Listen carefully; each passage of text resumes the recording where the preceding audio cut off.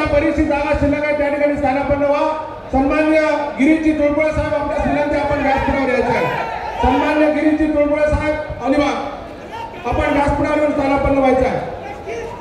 खाली बस तुझं काय काम नाही, बस खाली. अरे बघायचं काय बस मी जातो. बरेचसे कार्यकर्त्यांना विनंती आहे जे व्यासपीठाच्या समोर आहेत त्यांना विनंती आपण स्थानापन्न व्हा. डाव्या बाजूला बरीचशी जागा शिल्लक आहे, त्या ठिकाणी आपण स्थानापन्न व्हायचं आहे.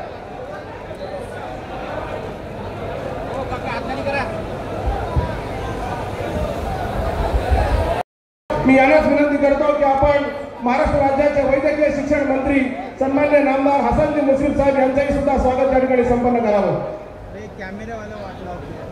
अरे सुधीर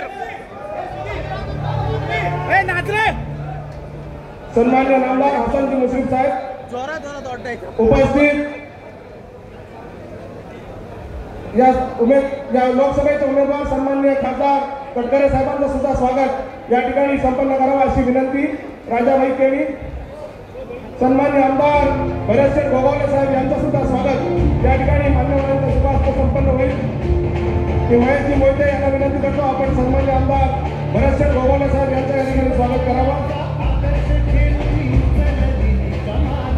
सन्मान्य आमदार योगेशभाई कदम, सन्मान्य आमदार महेशजी बालदी साहेब, सन्मान्य आमदार प्रशांतदादा ठाकूर, सन्मान्य माजी आमदार विनयजी नातू साहेब, माजी आमदार धैर्यसिंहदादा पाटील, सन्मान्य आमदार कोकणचे नेते आदरणीय आमदार रवींद्रजी चव्हाण साहेब यांना विनंती करतो की आपण उपस्थितांना संबोधित करावं. सर्वांना विनंती आहे, सर्वांनी दोन्ही हात उंच करून आपण घोषणा द्यायची आहे.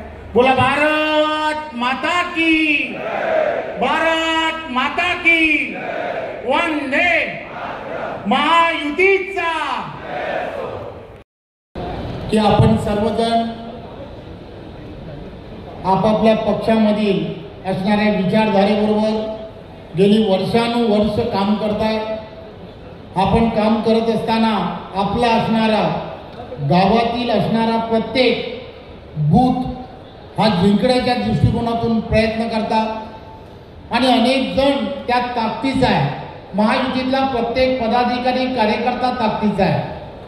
माझी आपणा सर्वांना विनंती आहे, ही निवडणूक जी आहे ही निवडणूक देशासाठी असणारी निवडणूक आहे. तुमचं आमचं आणि सर्व देशातील पुढच्या पिढीचं भविष्य ठरवणारी निवडणूक आहे. त्यामुळे तुम्ही आणि आम्ही सर्वांनी एकत्रपणे त्या बूथवरती सर्व महायुतीच्या कार्यकर्त्यांनी काम करणं गरजेचं आहे. आणि मला विश्वास आहे की महायुतीचा प्रत्येक कार्यकर्ता हा त्या बूथवरती एकत्रपणे त्या ठिकाणी काम करायला सुरुवात केली आणि त्यांनी हा विश्वास निर्माण केला की त्या बूथवरती होणारं मतदान, या मतदानाच्या 70% मतदान हे महायुतीला आणि आपल्या असणारे उमेदवार तटकरेंना झाल्याशिवाय राहणार नाही याची मला पूर्ण खात्री आहे. आणि म्हणून तुम्ही आणि आम्ही सर्वांनी 7 तारीख ही अत्यंत महत्वाची आहे. 7 मेला होणारी निवडणूक ही तुम्ही आम्ही सर्वांनी लोकांच्या मनावरती बिंबवलं पाहिजे. महायुतीचे उमेदवार म्हणून सुनील तटकरेजी यांना त्या ठिकाणी कोणत्याही परिस्थितीमध्ये आपण तिथे असणारं घड्याळाचं बटन हे ज्यावेळेला आपण दाबणार आहोत तेव्हा ते मतदान डायरेक्ट नरेंद्र मोदीजींना होणार आहे हे आपण सर्वांनी पटवून दिलं पाहिजे. आणि आपण सर्वजण त्या दिशेने येणाऱ्या काळामध्ये काम करा. युतीच्या प्रत्येक कार्यकर्ता, महायुतीच्या प्रत्येक जणांनी आपापली जबाबदारी ही समजून घेऊन ज्या ज्या ठिकाणी अडचणी आहेत त्या अडचणी महायुतीचे या व्यासपीठावरील असणारे सर्व महारथी आपण सर्वजण पाहता समोर बसणारे मी पाहतोय की प्रत्येक जण हा ताकदीचा आहे. आपण सर्वजण मिळून ही लढाई जी आहे ती लढाई आपल्याला लढायची आहे आणि या लढाईमध्ये सुनील तटकरे यांना विक्रमी मताने जिंकून द्यायचं आहे आणि त्यासाठी आपण सर्वजण कटिबद्ध राहूया. जय हिंद, जय महाराष्ट्र.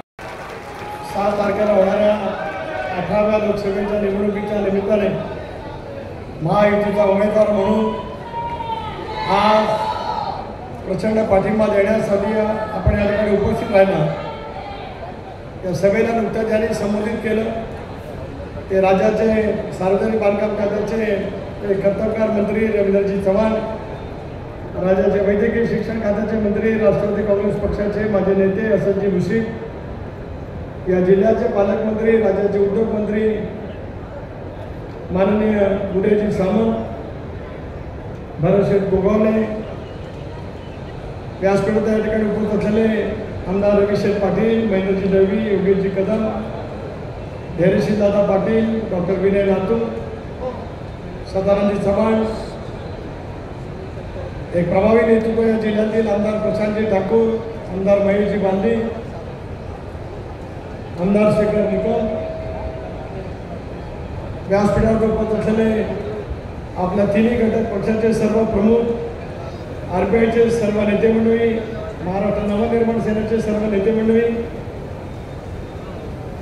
तिन्ही पक्षाचे पदाधिकारी, सर्व सन्माननीय व्यासपीठ, पत्रकार मित्र, वाहिन्यांचे प्रतिनिधी आणि अभूतपूर्व उत्सवाच्या वातावरणामध्ये जमलेले माझे तमाम रायगड रत्नागिरी लोकसभा मतदारसंघातील कार्यकर्ते, बंधू भगिनी आणि सहकारी मित्रांनो, माझ्या अगोदरच्या सर्वच वक्त्यांनी या निवडणुकीचं ऐतिहासिक महत्त्व आपल्या सर्वांच्या समोर ठेवलं. संसदीय लोकशाही प्रणाली व्यवस्था डॉक्टर बाबासाहेब आंबेडकरांनी या देशाला दिली.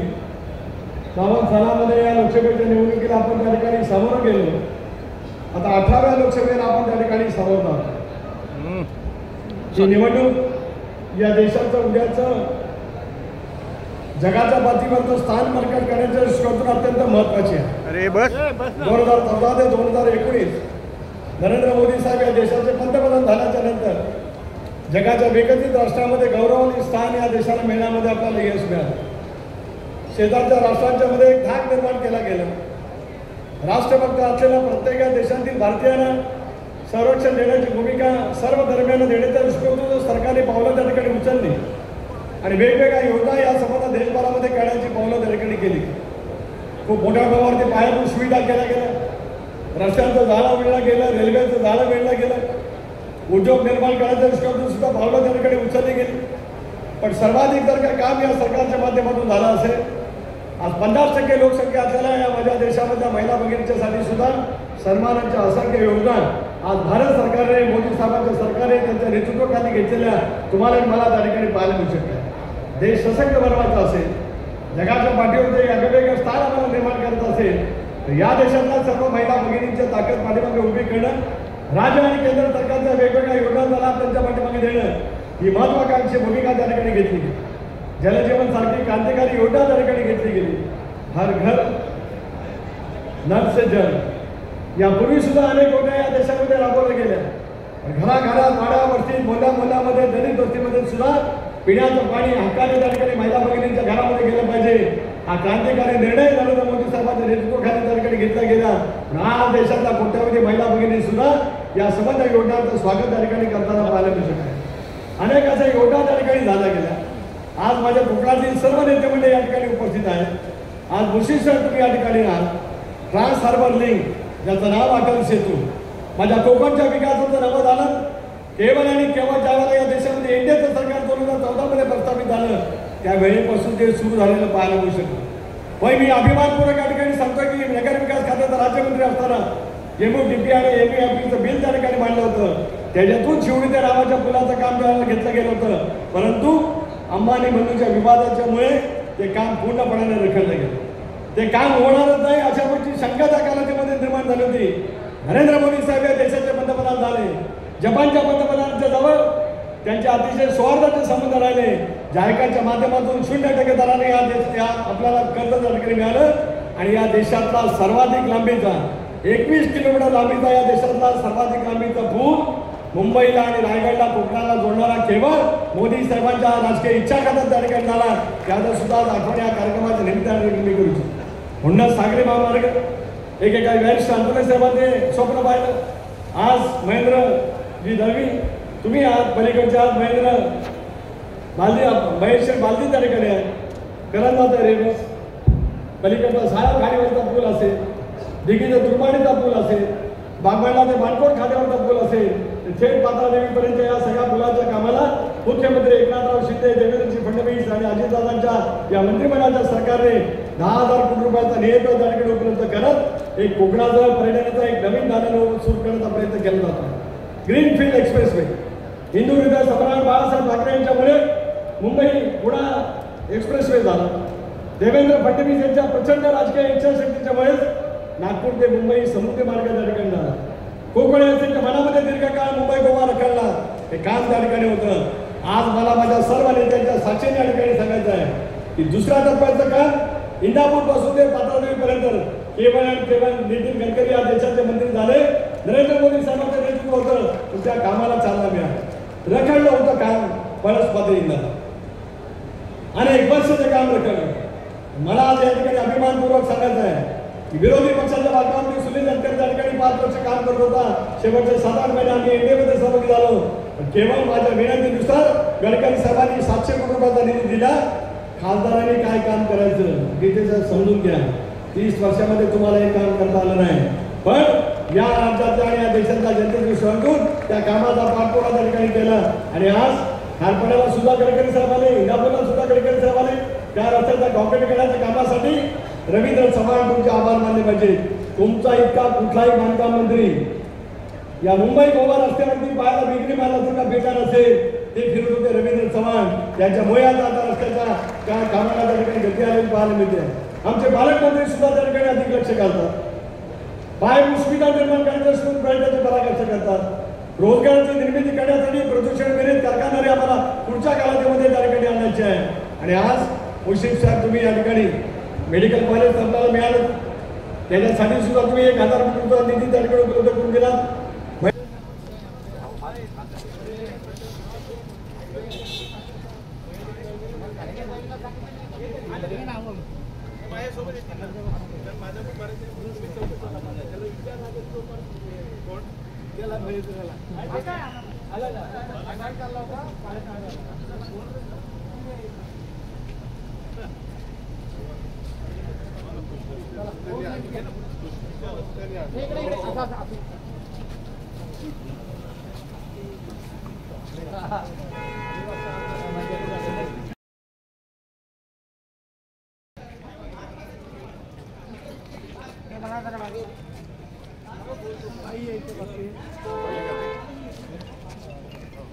Vem,